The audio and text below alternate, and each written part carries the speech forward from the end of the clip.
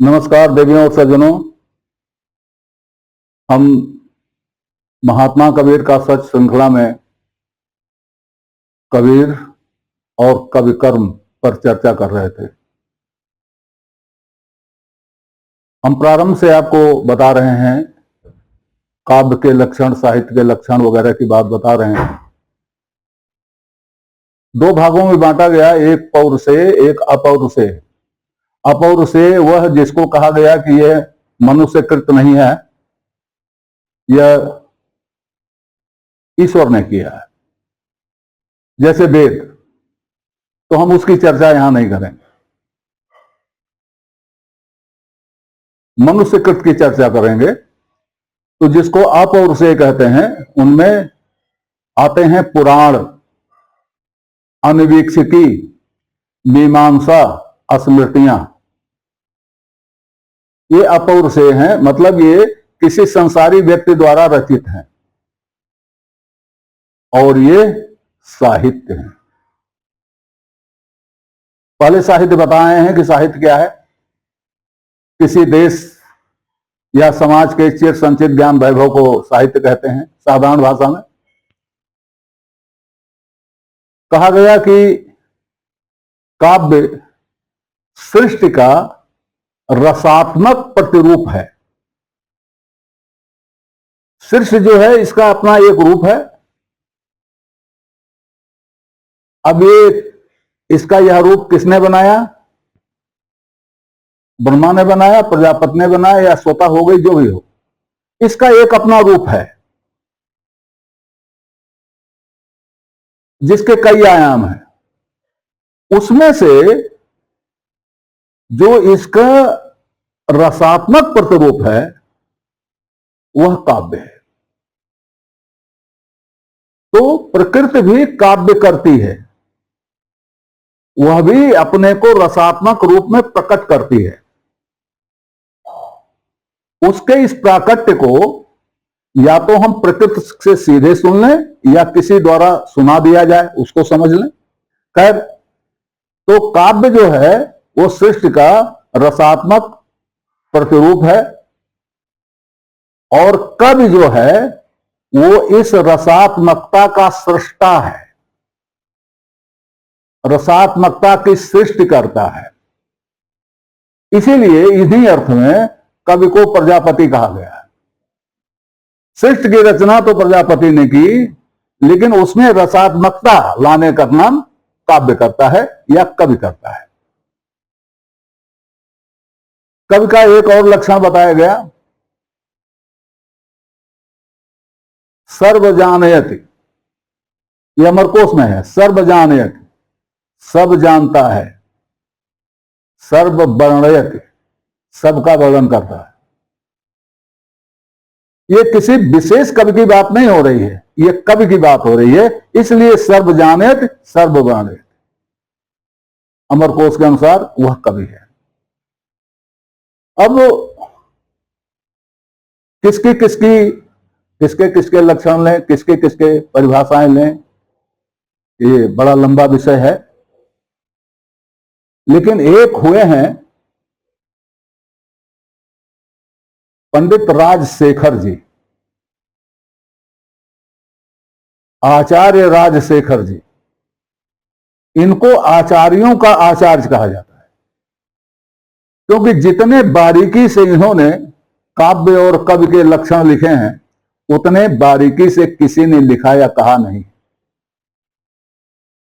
तो उनके अनुसार देखिए, कवि कितने प्रकार के होते हैं, कितने प्रकार से उन्होंने कवियों का वर्गीकरण किया है, ये देखने वाली चीज है।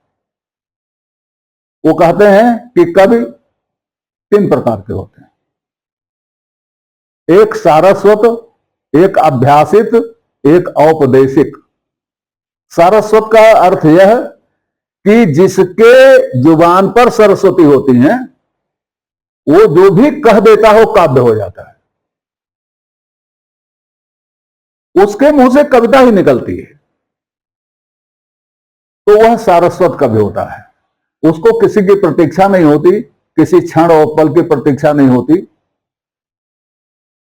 वो सरस्वती, ये समझिए कि सरस्वती उसकी जबान पर बैठी रहती, वो सारस्वत कवि होता है।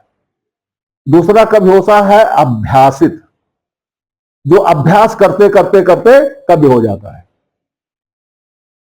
पहले 2 लाइन लिखी, फिर 4 लाइन लिखी, अच्छा लिखा, खराब लिखा, फिर अच्छा लिखा, फिर और अच्छा लिखा, फिर बहुत अच्छा लिखा, कवि हुआ, फिर महाकवि हो गया। तो ये अभ्यासित कवि होता है। तीसरा होता है औपदेशिक, वह कवि जो बताने पर कविता कर पाता है। अगर कोई बताने वाला ना मिले तो कविता नहीं कर पाता, जब बताने वाला रहता है तब वो कविता करता है। तो 3 तरह के ये कवि हो गए।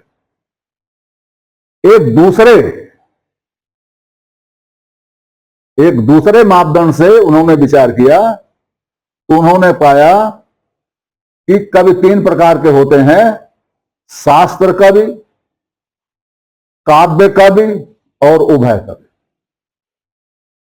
शास्त्र कवि वह है जो शास्त्र को शास्त्र को काव्यमयी भाषा में शास्त्र कहता है। शास्त्र ही शास्त्र कहता है और कुछ नहीं कहता, वह शास्त्र कवि है। जो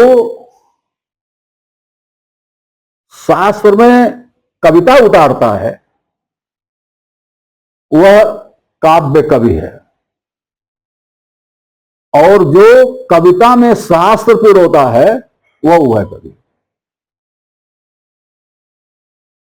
इस दृष्टि से विचार करते चलें तो आचार्य द्विवेदी जी ने कहा कि कविता करना तो महात्मा कबीर का उद्देश्य नहीं था, वो कविता तो अपने आप उनसे निकलती थी। वो दर्शन की बात करते थे, चिंतन की बात करते थे और वो कविता हो जाता था। इस दृष्टि से देखा जाए तो आचार्यों के आचार्य राजशेखर के अनुसार कबीर सारस्वत कवि थे। कबीर सारस्वत कवि थे। वो अभ्यास करके कवि नहीं हुए और ना वो किसी के उपदेश करने से कवि हुए, किसी के सिखाने से भी नहीं हुए। तो वो सारस्वत श्रेणी के कवि होते हैं। दूसरा जो वर्गीकरण किया गया, शास्त्र कवि, तो कबीर शास्त्र कवि नहीं है। उन्होंने अपने वाणी में शास्त्र नहीं कहा और उन्होंने शास्त्र को काव्य में नहीं उतारा। उन्होंने तो शास्त्र की आलोचना की, उतारना क्या है उसमें। उन्होंने अपने काव्य में शास्त्र पिरोया, शास्त्र को काव्य में नहीं उतारा, काव्य में शास्त्र को उतारा। इसलिए वो इस विचार से उभय श्रेणी के कवि होते हैं, उभय कवि श्रेणी के। एक और तरह से राजशेखर जी ने विचार किया, तो उन्होंने पाया कि कवि 5 प्रकार के होते हैं। एक होता है चिंतामणि कवि, जो करीब करीब सारस्वत के ही अनुसार होता है, बस यह है कि उसकी जो कविता होती है मूल होती है, मौलिक होती है, उसमें कहीं से कुछ भी दूसरे का कहीं कुछ नहीं होता, मौलिक होती है।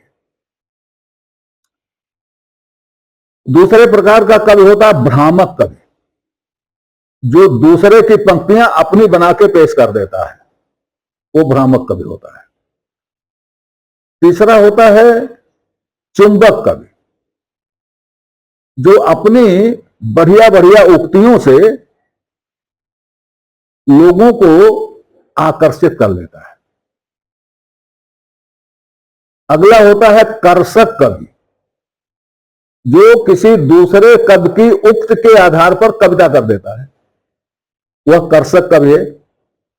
और आखिरी होता है द्रावक कवि, जो विभिन्न प्रकार की चीजों को मिलाकर, उसको गलाकर और एक नई चीज पैदा कर देता है।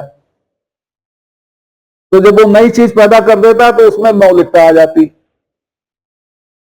तो उसको कहते हैं द्रावक कवि। जैसे अंधे अंधा ठेलियां दोनों को पढ़ंत, मैंने बताया आपको कि ये उपनिषद वचन है। इसको कबीर ने अपनी वाणी में ला करके गला लिया और इसको फिर से पेश कर दिया। गला के पेश किया है, क्योंकि उपनिषद का सीधा सीधा अनुवाद नहीं है ये। बेड़ा देखा जर्जरा कूद परो फरंत, ये उपनिषद वचन है, लेकिन उसमें कूद परो फरंक नहीं है। बेड़ा जर्जरा है, कूद परो फरंक नहीं है। गुरु की लहर चमक नहीं है उसमें।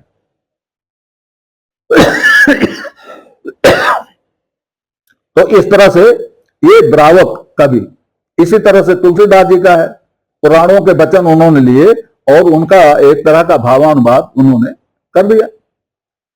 तो एक द्रावक, ये द्रावक कवि कहे जाते हैं। एक अन्य विचार से वर्गीकरण किया उन्होंने, तो उन्होंने कवियों का वर्गीकरण किया रचना कवि, शब्द कवि, अर्थ कवि, अलंकार कवि, उक्ति कवि, रस कवि, मार्ग कवि, शास्त्रार्थ कवि, इतने वर्गीकरण कर दिए उन्होंने। ये इन नामों से ही पता चलता है कि ये किन की बात कर रहे हैं।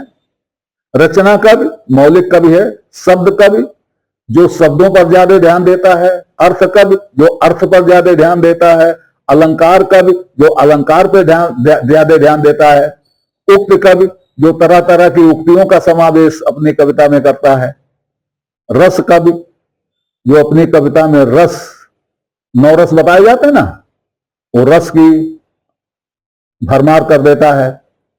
इस तरह से शास्त्रार्थ कवि जो शास्त्रों का अर्थ निकालते हुए कविता करता है, शास्त्रार्थ कवि।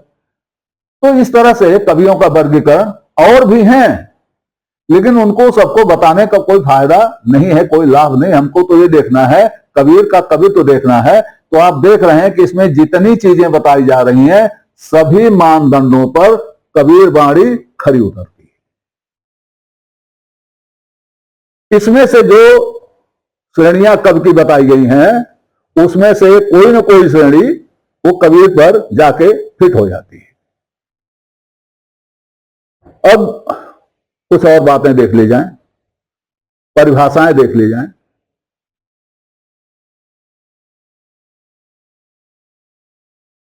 सबसे पुरानी परिभाषा जो है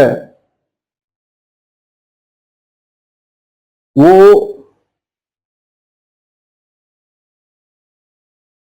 भामा की है, आचार्य भामा की। वो लिखते हैं, कहते हैं शब्दार्थो सहितो काव्यम, और ऐसी परिभाषा है जिसका अनुसरण काफी दिनों तक और आचार्यों ने किया है, थोड़ा अदल बदल के।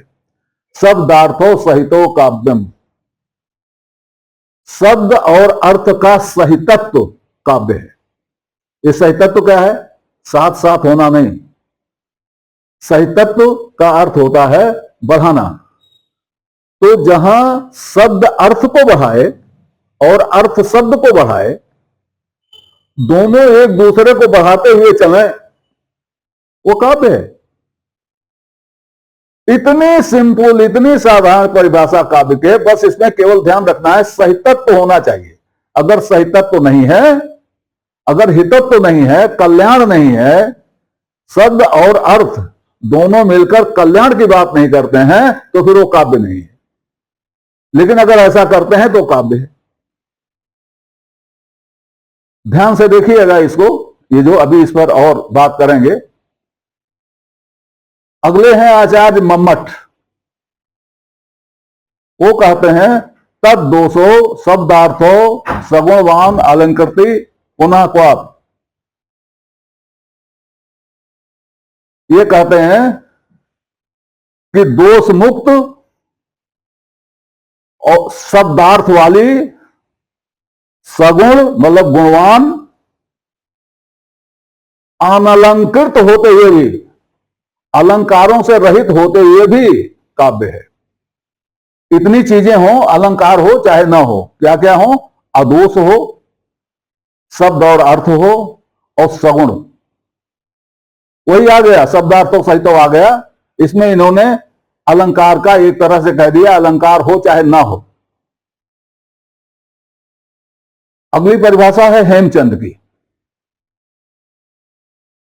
अदोषो सगुणो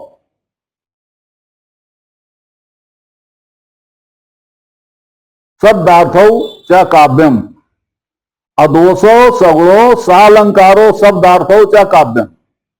इन्होंने अलंकार को जोड़ दिया, बाकी वही रखा, अदोष सगुण अलंकार सहित और शब्द अर्थ वाली वाला जो रचना है वो काव्य है। अब आ जाइए विश्वनाथ पर। विश्वनाथ जी कहते हैं वाक्यम रसात्मकम काव्यम। अब यहां एक परिवर्तन हो गया, यहां रस आ गया। पंडित राज जगन्नाथ कहते हैं रमणीयार्थ प्रतिपादक शब्द काव्यम। रमणीय अर्थ देने वाले शब्द काव्य हैं। राजशेखर जी, पुनः मैं राजशेखर जी को उद्धृत कर रहा हूं, जिन्होंने काव्य का विभाजन किया है, लक्षण बताए हैं। यह वार्ता और आगे चलती रहेगी, तब तक के लिए नमस्कार। आपसे निवेदन है कि श्रृंखला को अपनी लाइक दें, इसको सब्सक्राइब करें और कमेंट बॉक्स में जाकर अपनी टिप्पणी प्रस्तुत करें, अपनी जिज्ञासा व्यक्त करें, अपने प्रश्न पूछें। यथा समय आपकी जिज्ञासाओं और प्रश्नों का समाधान करने का प्रयास किया जाएगा। धन्यवाद।